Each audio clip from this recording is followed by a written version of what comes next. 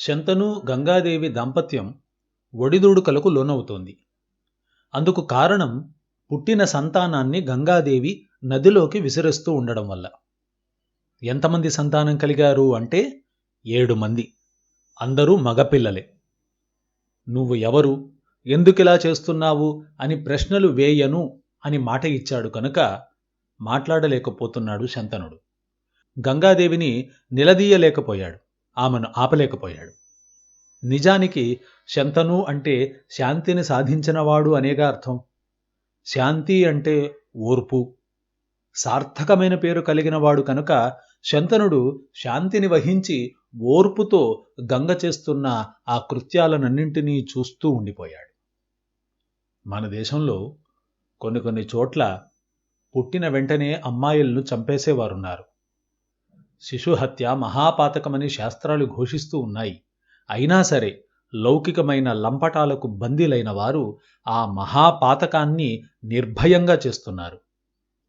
ఈ నేపథ్యంలో వారికి గంగకు తేడా ఏదైనా ఉందా అని అనుకునే అవకాశం ఉంది. అయితే ఈ విధంగా భూలోకంలో శిశుహత్యను చేస్తున్నటువంటి మూర్ఖులకు గంగాదేవికి తేడా ఉంది అనేదే మధ్వాచార్యుల వారి నిర్ణయం. ఇక్కడ గంగాదేవి బిడ్డల్ని చంపడం లేదు, శాప విముక్తుల్ని చేస్తోంది.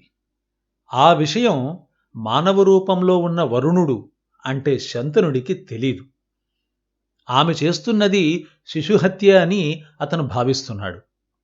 కానీ మాట ఇచ్చాడు కనుక అడగలేక మౌనంగా ఉండిపోతున్నాడు. శ్రీకృష్ణుడు అవతరించడానికి ముందు జన్మించిన 6 మందిని కంసుడు చంపాడు. 7వ బిడ్డ బలరాముడు, 8వ వాడు కృష్ణుడు మిగిలారు. ఇద్దరూ జగద్విఖ్యాతిని పొందారు. మధ్వాచార్యుల వారు అవతరించడానికి మునుపు వారి తల్లిదండ్రులైన మధ్యగేహ భట్టు, వేదవతీ దేవులకు 2 మగబిడ్డలు పుట్టి చనిపోయారు. ఆ తరువాత ఒక అమ్మాయి పుట్టింది. ఆ తరువాత 4వ సంతానంగా మధ్వాచార్యుల వారు అవతరించారు. వీరు జగద్విఖ్యాతిని పొందారు. ఇదే విధంగా జగద్విఖ్యాతిని పొందబోయే 8వ బిడ్డ ఇప్పుడు గంగాదేవి గర్భాన్ని చేరింది. ఏదైనా ఒక గొప్ప పని జరగాలి అంటే దాని వెనకాల త్యాగం ఉండాలి. మోక్షాన్ని సాధించాలి అంటే త్యాగబుద్ధి ఉండాలి. మొదటి 7 బిడ్డలను వద్దు అనుకోవడం ద్వారా త్యాగబుద్ధి ఔచిత్యాన్ని చెప్పకనే చెప్పింది గంగాదేవి. ఇటువైపు శంతనుడు సహనానికి ప్రతీక, అటువైపు గంగాదేవి త్యాగానికి ప్రతీక. ఈ 2 గుణాలు మోక్షకారకాలు. ఈ గుణాలు లేని చోట చేసిన పనులన్నీ నీటిలో హోమం చెయ్యడమే అవుతుంది. ఆ కర్మఫలాలు నీటిపాలే అని చెప్పడానికి సంకేతంగా గంగాదేవి బిడ్డలను నీటిపాలు చేస్తోంది. అయితే పరమాత్ముని సంకల్పం మరో రకంగా ఉంది. కనుక శంతనుడు తన శాంతత్వాన్ని, సహనాన్ని కోల్పోయే సమయం వచ్చింది. 8వ బిడ్డ పుట్టింది అన్న వార్త శంతనుడికి చేరింది. వెంటనే గంగ దగ్గరకు వచ్చాడు. ఆమె యథావిధిగా పుట్టిన బిడ్డను నదిలో వేయడానికి వెళుతూ ఉంది. అయితే ఆమె ఇది ఉద్దేశపూర్వకంగా చేస్తోందా? ఆచార్య మధ్వులు ఈ సందర్భంలో మృషా చకార అని వ్యాఖ్యానిస్తారు. గంగకు ఇలా బిడ్డల్ని నీటిపాలు చెయ్యడం ఏమాత్రం ఇష్టం లేదు. కానీ ఆ పుట్టిన బిడ్డలే ఇలా చెయ్యమని అడిగే పుట్టారు కనుక ఆమెకు ఆ పని చేయక తప్పింది కాదు అని మధ్వాచార్యుల వారు నిర్ణయాన్ని వ్రాస్తారు. ఈ 8వ బిడ్డ కూడా ఎక్కడ దక్కకుండా పోతోందో అన్న బాధతో శంతనుడు నోరు విప్పేశాడు. అతని బాధ అతని శాంతత్వాన్ని, సహనాన్ని వెనక్కు తగ్గేలా చేసింది. ఒక ప్రశ్న కాకుండా అడగకూడదు అన్న 3 ప్రశ్నలను అడిగేశాడు. ఎవరు నువ్వు, ఏం చేస్తున్నావు, ఎందుకు చేస్తున్నావు అని నిలదీశాడు. అంతేకాదు హంసిపుత్రాన్ నృశంసవతు, ఒక రాక్షసిలా బిడ్డల్ని చంపుతావా అని కూడా అన్నాడు. అంతలోనే తమాయించుకున్నాడు. శాంతిని, సహనాన్ని వెనక్కి తెచ్చుకుని ఇలా అంటాడు. నువ్వు దేవతవని చూడగానే తెలుస్తోంది. ఇలా పసికూనల్ని చంపడం వల్ల నీకు పాపం లేకపోవచ్చు, కనుక బిడ్డల్ని చంపకు, పాపం అని నేను నిన్ను ఆపలేను. కాని నువ్వు నా ప్రశ్నలకు జవాబునివ్వాలి. యది మత్ శ్రోత్రం అర్హసి, ఒకవేళ నువ్వు చెప్పేవి వినడానికి నాకు అర్హత ఉంది అని నీకు అనిపిస్తేనే చెప్పు అన్నాడు. శంతనుడు అడగడమే ఆలస్యమన్నట్టుగా అష్టవసువుల వృత్తాంతాన్ని విస్తారంగా వివరించింది గంగ. విని విస్తుపోయాడు శంతనుడు.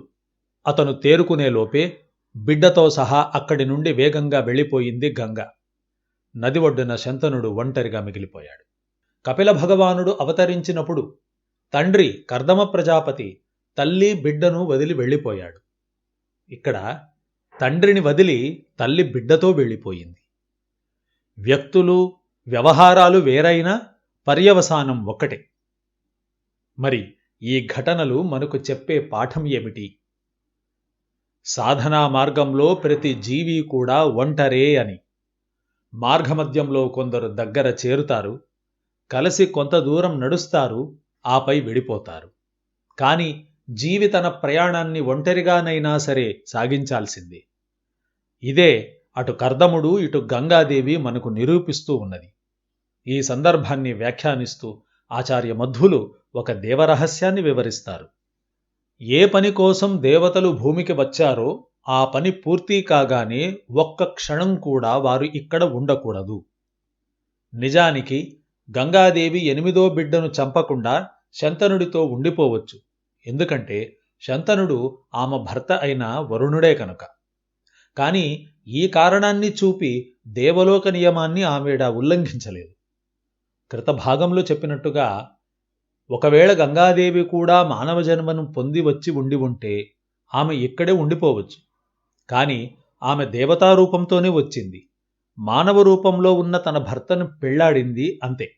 కనుక ఆమె దేవతా నియమాన్ని పాటించక తప్పదు. ఆ దేవతా నియమం ప్రకారం ఆమె తన పని పూర్తి కాగానే భూమిని వదిలి వెళ్ళక తప్పదు. ఈ రహస్యం దేవత అయిన గంగకు మాత్రమే తెలుసు. లోకానికి ఈ రహస్యం తెలీదు. కనుక కట్టుకున్న భర్తను ఉత్తినే వదిలి వెళ్ళిపోయింది అని లోకులు ఆడిపోసుకుంటారు.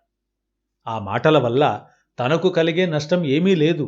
కాని తన ప్రవర్తన, తన భర్త శంతను రూపంలో ఉన్న వరుణుడు ఇతనికి పెద్ద నష్టాన్ని తెచ్చిపెడుతుంది. రాజు భార్య రాజును చెప్పా పెట్టకుండా వదిలేసి వెళ్ళిపోయింది అంటే మరి రాజుకు ఎంత అవమానం. అందువల్ల లోకానికి ఒక కారణాన్ని చూపి తన దేవలోక నియమాన్ని అనుసరించాల్సిన అవసరం గంగకు ఉంది. ఇందుకే ప్రజలు ప్రభువు చూస్తుండగానే బహిరంగంగా 3 షరత్తులను విధించింది. ఇప్పుడు ఆ షరత్తులనే సాకుగా చూపి శంతనుడిని వదిలి వెళ్ళిపోయింది. ఇది ఒక రకంగా మన స్థితిగతుల్ని కూడా చెబుతుంది. దేవతల్లానే మనం కూడా ఈ భూమి మీద పని పూర్తి అవగానే ఖాళీ చేసి వెళ్ళిపోవాల్సిందే. కాకపోతే దేవతలకు మనకు ఉన్న తేడా ఏమిటంటే వారు నేరుగా తమ లోకాలకు వెళ్ళిపోతారు, మనం రకరకాల నరకాలకు వెళ్ళి పడతాం.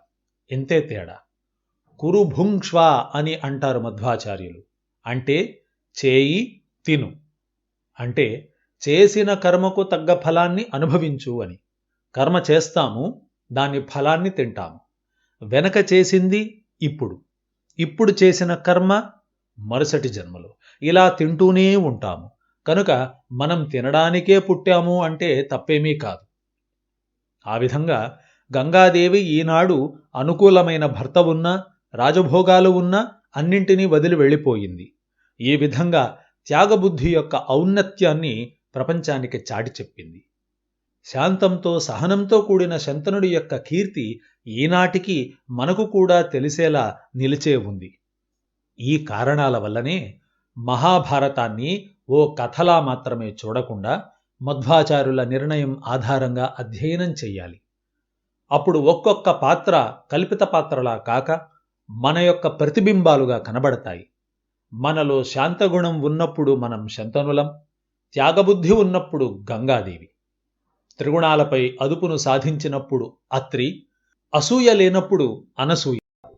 ఇలాంటి సద్గుణాలను సాధించినప్పుడు భగవంతుడు మనకు దత్తు వస్తాడు, దత్తాత్రేయుడవుతాడు. ఇది శ్రీ మధ్వాచార్యుల వారు మహాభారతాన్ని ఎలా చదవాలో, ఎలా చూడాలో, ఏ విధంగా అర్థం చేసుకోవాలో మనకు నేర్పించే పద్ధతి. ఇక్కడే ఆచార్యుల వారు మరొక దేవరహస్యాన్ని చెబుతారు. నరేషు లోకే నరవత్ ప్రవృత్తి. దేవతలు భూలోకానికి వచ్చినప్పుడు మామూలు మనుష్యుల్లాగానే ప్రవర్తిస్తారు, అంతేకాని తాము దేవతలం అన్న గుట్టును విప్పి చెప్పరు. కనుక వారు మానవుల్లానే ఈర్ష్య, అసూయ, ద్వేషాలను ప్రదర్శిస్తారు. మనలాగనే నవ్వుతారు, మనలానే ఏడుస్తారు. ఆ విధంగా ప్రస్తుత ఘట్టంలో గంగాదేవి బిడ్డను తీసుకుని వెళ్ళిపోయింది. శంతనుడు భార్యను బిడ్డను పోగొట్టుకున్నందుకు బాధపడుతూ తన మందిరాన్ని చేరుకున్నాడు. ఆ తర్వాత ఏమైంది, గంగాదేవి బిడ్డను తీసుకెళ్లి ఏం చేసింది, ఆ బిడ్డ పేరేమి వంటి అంశాలను ముందు భాగంలో తెలుసుకుందాం. శ్రీకృష్ణార్పణమస్తు.